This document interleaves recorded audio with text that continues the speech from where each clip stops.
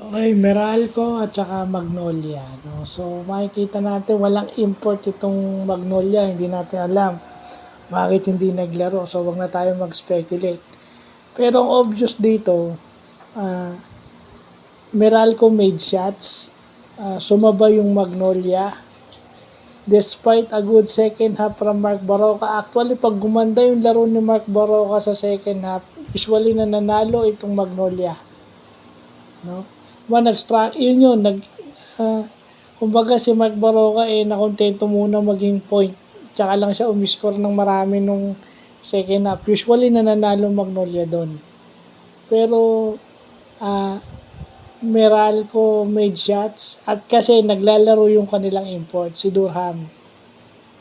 At siyempre yung mismatch, yun.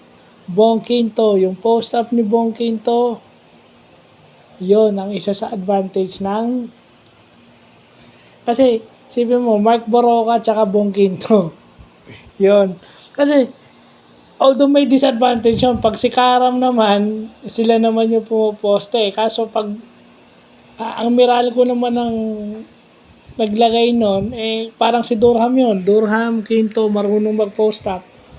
So yun ang ginagamit ng Meralco. Hindi lang yun, attack the mismatch. Yung import si Durham, double team na yan.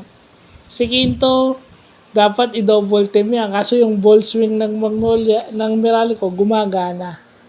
And they made shots.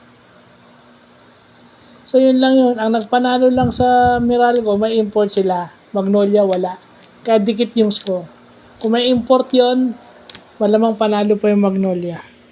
So, yun lang po.